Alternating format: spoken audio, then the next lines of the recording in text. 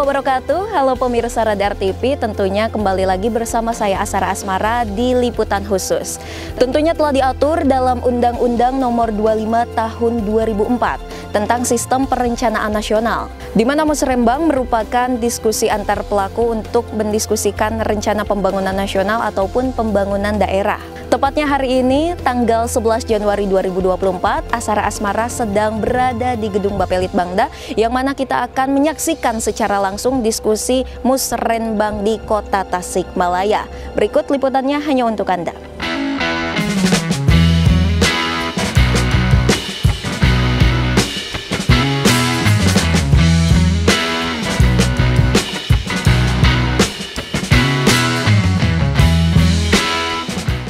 Pada hari Kamis tanggal 11 Januari, seluruh elemen masyarakat Kota Tasikmalaya termasuk unsur kecamatan hingga kelurahan berkumpul dalam musyawarah perencanaan pembangunan yang diselenggarakan oleh pemerintah Kota Tasikmalaya.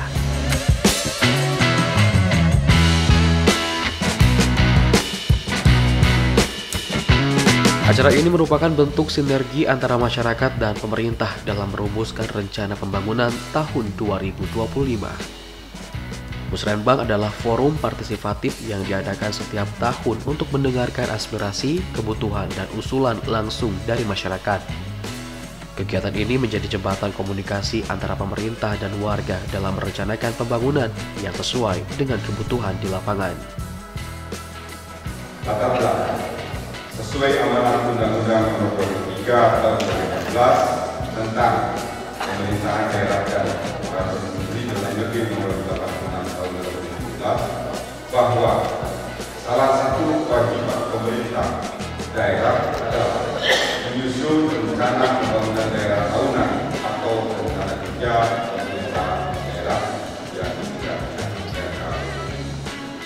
Salah satu tahapan dalam rangka penyusunan RKPD adalah dilaksanakannya konsultasi publik rancangan awal RKPD Kota Tasikmalaya tahun 2020. Maksud dan tujuan.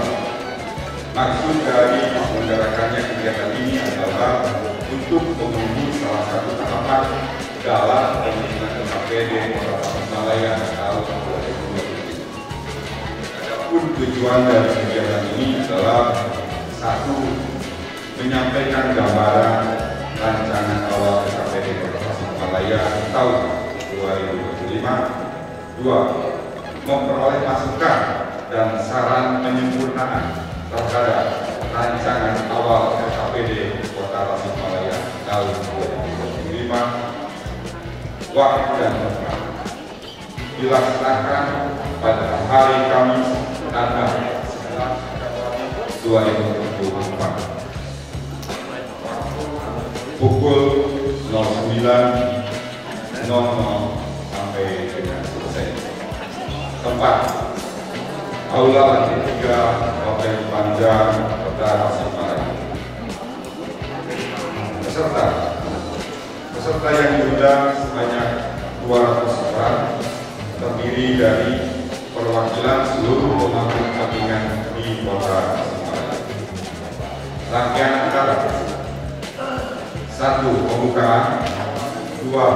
Laporan panitia penyelenggara. 3. Sambutan Bapak DPRD Kota Tasikmalaya. 4. Sambutan dan arahan Bapak PJ Wali Kota Tasikmalaya sekaligus acara. 5. Paparan arah kebijakan perencanaan pembangunan tahun 2025. 6. Paparan rancangan awal RKPD Kota Tasikmalaya tahun 2025. 7.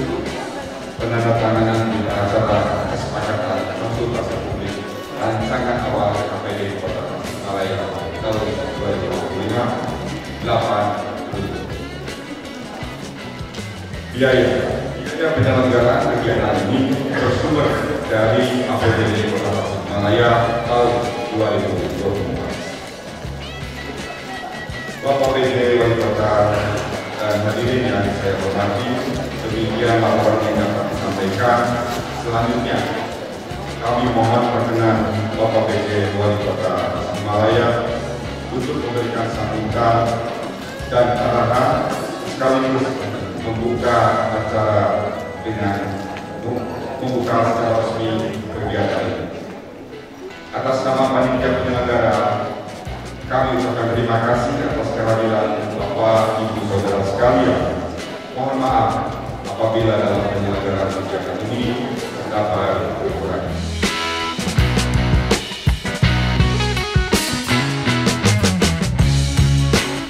Bertempat di gedung Bapelitbangda yang berlokasi di Kompleks Balai Kota Tasikmalaya, Musrenbang tahun ini dihadiri oleh ratusan warga dari berbagai lapisan.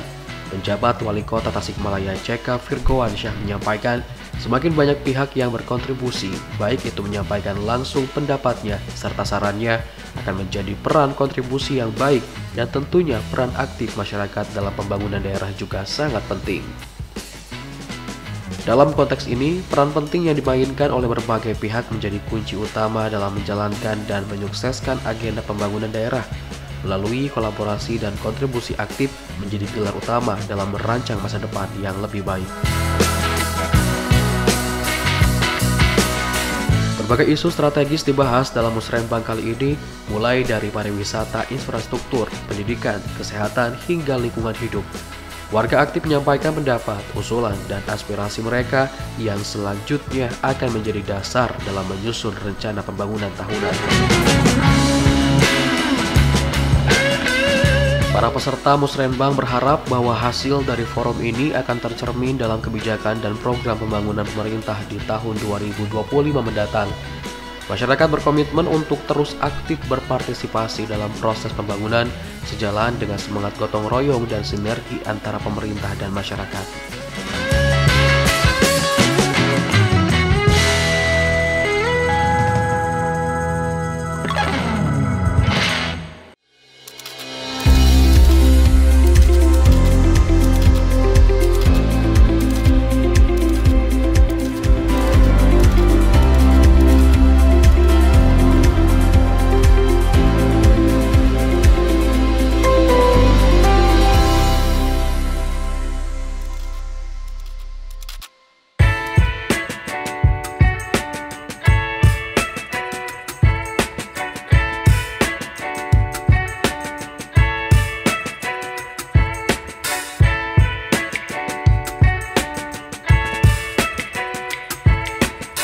Dengan melibatkan warga secara aktif, Musrenbang bukan hanya sekadar formalitas, melainkan refleksi nyata dari semangat demokrasi yang mendorong keterlibatan masyarakat dalam menentukan arah dan prioritas pembangunan.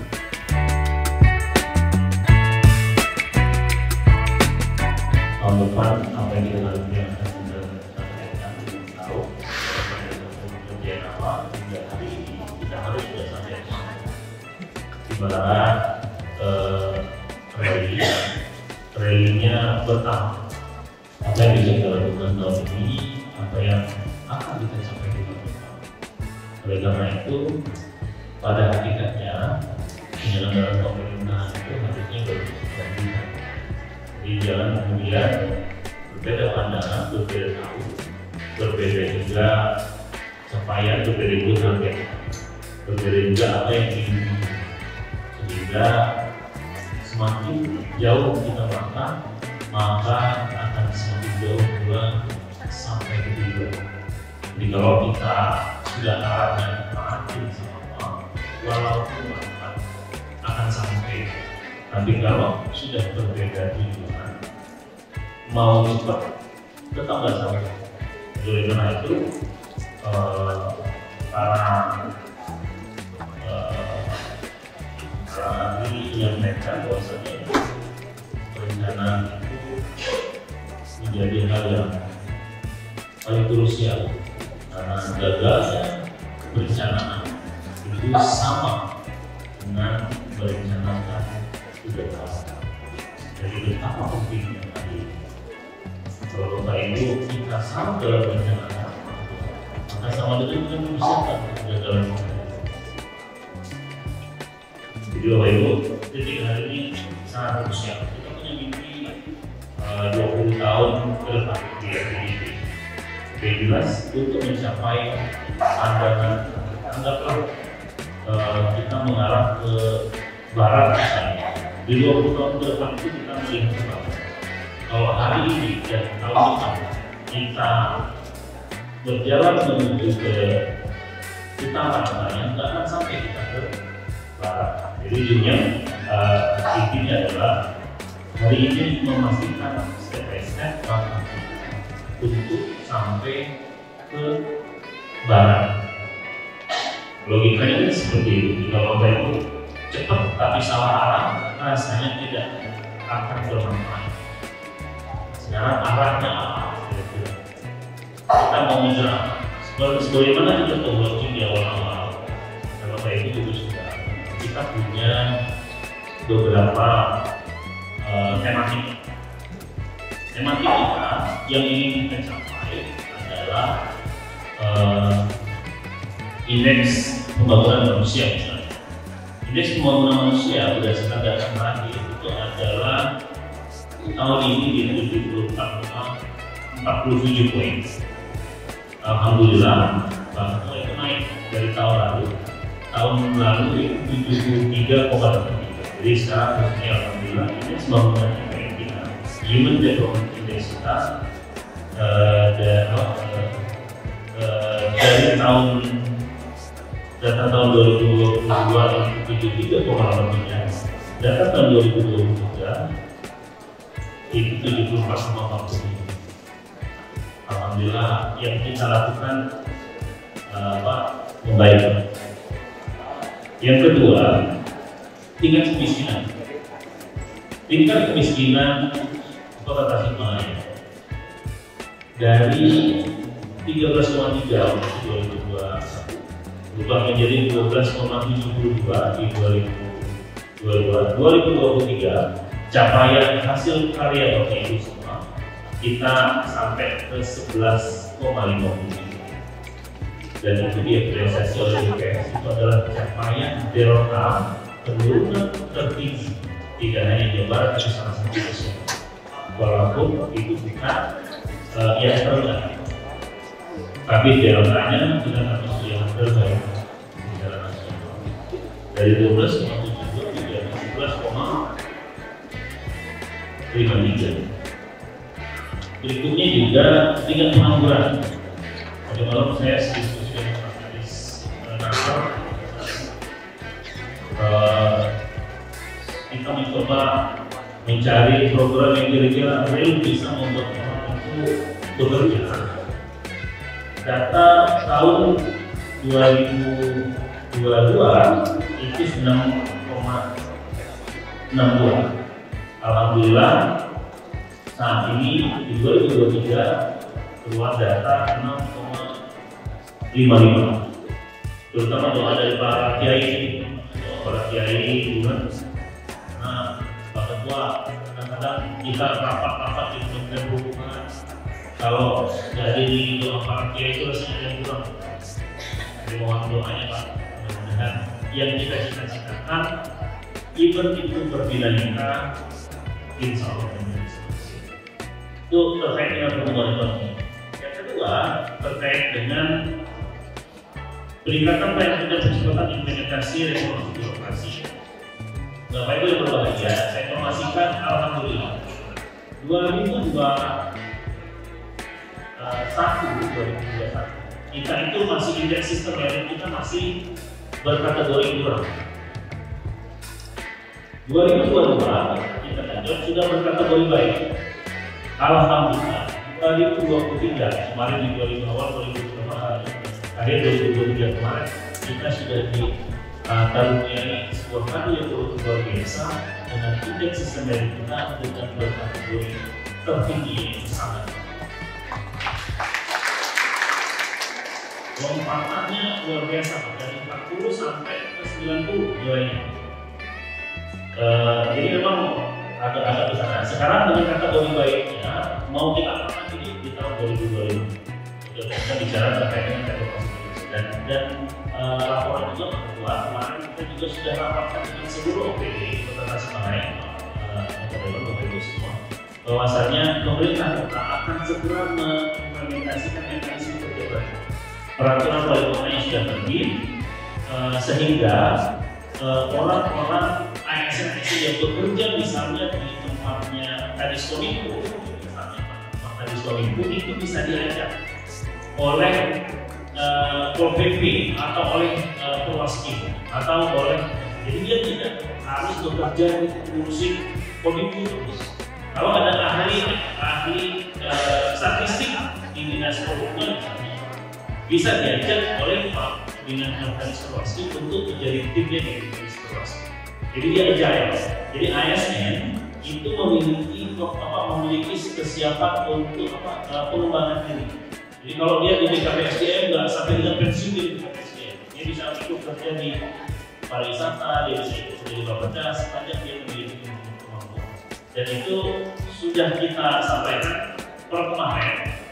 Di tahun ini segera kita implementasikan. Peraturan barunya sudah tahun 2030.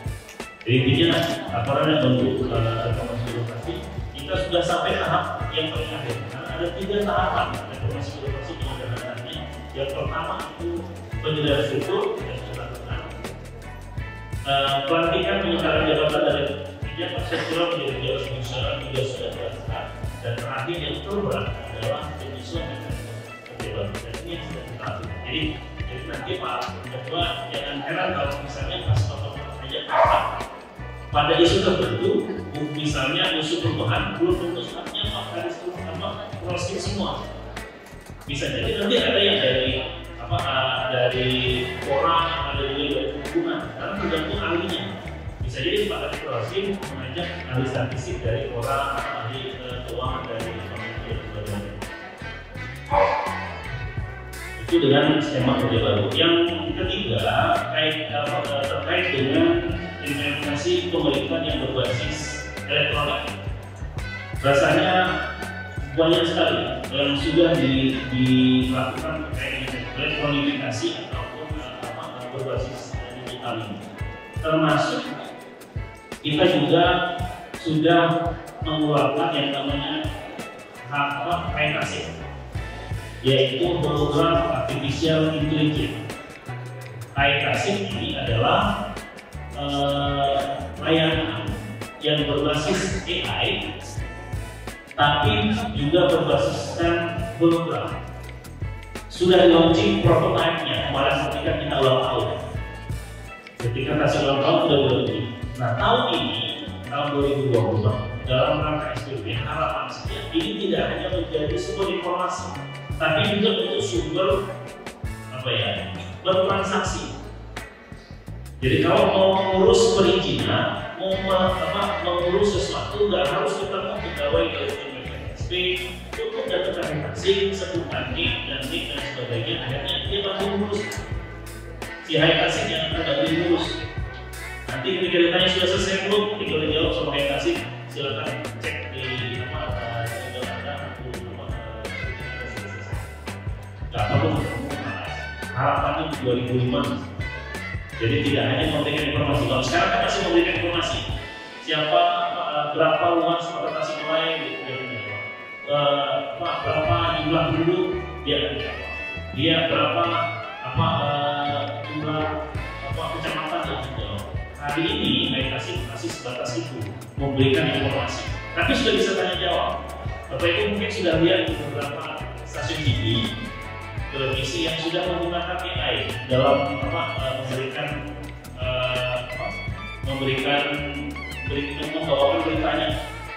Karena ada video rasanya sudah menggunakan AI semua. Tapi AI-nya itu AI Arab. Kalau kita seperti diskusi sudah berarti nanti boleh coba. Tapi baru sebatas informasi. Harapan di 2025 itu bisa bertransaksi. Jadi hati-hati bagi ASN yang tidak punya kompetensi, jangan nanti digantikan sama si HKASIP ini. Dia bisa kerjain semua. ASN harus berpikir, dia harus beralih ke situ. Nanti dia cuma bisa input, bisa ngetik, digantikan sama itu yang SPBI. Berikutnya pengurangan kemiskinan dan permasalahan sosial. Beberapa hal yang sudah dilakukan di 2020, harapannya di 2023 juga itu dilanjuti di 2005. Hari ini Bagel sudah aplikasi Bagel, program Bagel itu sudah dilanjutkan dengan 1 tahun. So far, hampir setiap rabu sudah dilakukan. Alhamdulillah terus berjalan sampai dengan hari ini. Dan setiap hari bisa 7 titik berapa titik. Setiap hari Rabu bersama warga masyarakat dan ahlinya dan juga beberapa swasta juga sudah ikut untuk kegiatan Bagel ini. Sudah menjelang hampir 1 tahun. Totalnya 103 lansia, 40 orang sakit, 49 disabilitas. Jadi kita Pak Damano kebetulan sudah proyek sekali.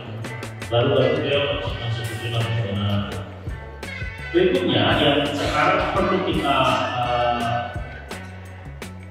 lanjutkan menurut saya adalah kaitan dengan program pembangunan lokasi dinas sosial.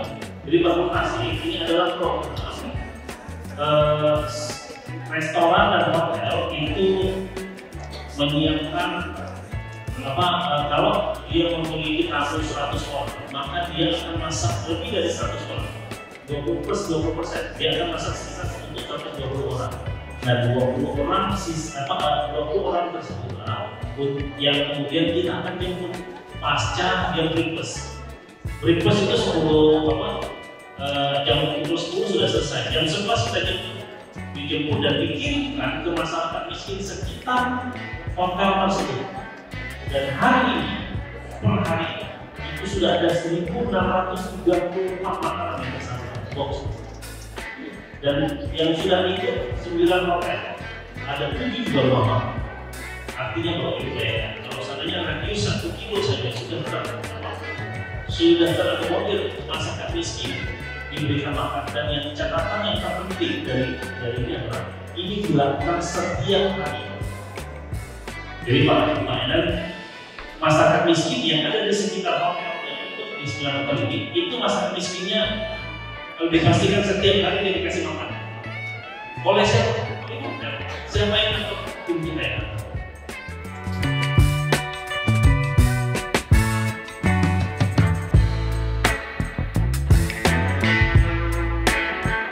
Musrenbang bukan hanya sebuah kewajiban formal, melainkan sebuah instrumen yang kuat untuk membangun demokrasi lokal yang lebih kuat dan pembangunan yang lebih inklusif. Dengan terus memperkuat dan meningkatkan mekanisme Musrenbang, pemerintah dapat memastikan bahwa kebijakan pembangunan benar-benar mencerminkan kebutuhan dan harapan masyarakat, sehingga tercipta kemajuan yang berkelanjutan dan merata. Ya, yang pertama mungkin saya terima kasih dari pihak Musrenbang untuk melaksanakan kegiatan konsultasi publik hari ini. Bahwasannya yang seperti saya sampaikan tadi, bahwasannya perencanaan itu adalah faktor yang paling krusial karena kegagalan gagal dalam merencanakan sama dengan merencanakan kegagalan. Jadi untuk itu semakin banyak pihak yang berkontribusi, baik itu menyampaikan pendapatnya, sarannya, itu akan menjadi peran yang menjadi kontribusi yang baik bagi Kota Tasik. Mau kita apakan Kota Tasik tidak hanya 20 tahun ke depan, tapi untuk yang harapan sehari ini adalah untuk 1 tahun ke depan kita kira programnya. Disinilah kanalnya. Jadi kanal yang terbaik adalah menyampaikan program-program yang bisa mensupport arah kebijakan Pemkot menyelesaikan permasalahan kota tadi, kemiskinan, stunting, pengangguran, dan kemudian dan lain sebagainya, termasuk persampahan. Saya kira ini kanal terbaiknya. Jadi warga masyarakat, siapapun pihak-pihak agar ikutlah berkontribusi sehingga kita bisa menghasilkan nanti RKPD yang memang dibutuhkan oleh masyarakat, bukan yang diinginkan saja. Kalau masyarakat bisa kapanpun menyampaikan, hanya saja kalau forum ini kan biar bisa terrekod, sehingga bisa disampaikan, bisa dijadikan analisis untuk secara ilmiah. Harapannya sih masyarakat sebanyak mungkin untuk saat ini 2024, di awal tahun 2024 kita sudah mencoba untuk menggalakkan pariwisata di Kota Tasik, karena kita nggak punya gunung, kita nggak punya pantai, kita juga nggak punya laut, maka kita harus berinovasi. Setiap jengkal di Kota Tasik itu harus bisa menghasilkan bagi warga Kota Tasik. Ya, salah satunya ada di Lanut, ya kita coba masyarakat untuk itu. dan harapannya hingga saat ini sudah cukup lumayan.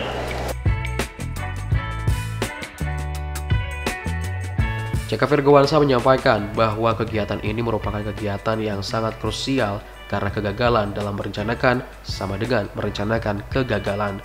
Untuk itu, semakin banyak pihak yang berkontribusi baik menyampaikan saran, pendapatnya, itu akan menjadi kontribusi yang baik untuk kota Tasikmalaya untuk 20 bahkan 1 tahun ke depan.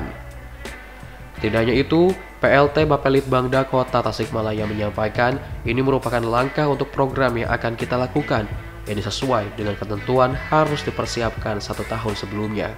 Untuk konsep dan lain sebagainya sudah ada, namun butuh penyempurnaan. Untuk itu, kami mengundang elemen masyarakat untuk sama-sama memberikan ide dan masukannya untuk Kota Tasikmalaya. Ya, ini kan merupakan salah satu langkah untuk program kegiatan yang akan kita lakukan di tahun 2025. Ini sesuai dengan ketentuan harus dipersiapkan 1 tahun sebelumnya. Jadi kami dalam Ranwa RPJPD memang sudah ada format konsepnya, sudah ada draftnya, sudah ada, tapi draft ini perlu penyempurnaan. Penyempurnaan ini kami mengundang elemen masyarakat, tapi ini juga tidak menutup saran masukan dari masyarakat yang secara luas melalui Skenkor. Jadi silakan masuk, berikan kami masukan, saran masukan untuk Kota Tasikmalaya yang lebih baik lagi. Jadi kami mengharapkan, misalnya dari aspek sosialnya, ini belum terinput masukan. Oke, nah nanti ketika masukan-masukan misalnya dari aspek wisata Tasikmalaya seperti yang tadi Pak Wali sampaikan, Kota Tasikmalaya tidak memiliki pantai, lautan, gunung seperti Galunggung itu kan milik kabupaten. Bagaimana? Oh, kita berkolaborasi dengan TNI AU, kita membuat suatu wahana wisata seperti apa nih. Nah, jadi seperti halnya ada satu daerah atau negara yang tidak punya view wisata, tapi dibuat suatu dunia wisata rekayasa yang dibikin manusia lah seperti itu. Nah, ini akan menarik, tapi kami berharap ini standarnya bukan lagi diharapkan standar nasional seperti itu. Jadi sehingga akan menjadikan suatu akan berdampak meningkatkan PAD. Jadi ada Tasikmalaya dari mana lagi gitu. Kalau tidak dari aspek wisata, pajak retribusi ditambah dengan pajak retribusi dari aspek wisata. Karena keuntungan yang paling tinggi itu adalah kita menjual wisata gitu. Menjual wisata. Jadi menjual kebahagiaan gitu, seperti itu. Nah, jadi kembali lagi kepada dasarnya kegiatan daripada konsultasi publik RKPD 2025 ini adalah menjaring saran masukan dari masyarakat luas Kota Tasikmalaya. Musrenbang di Kota Tasikmalaya menjadi bukti bahwa keterlibatan masyarakat dalam pembangunan adalah kunci keberhasilan pembangunan yang berkelanjutan. Dengan semangat kebersamaan dan partisipasi aktif, Kota Tasikmalaya menatap masa depan yang lebih baik dan lebih sejahtera.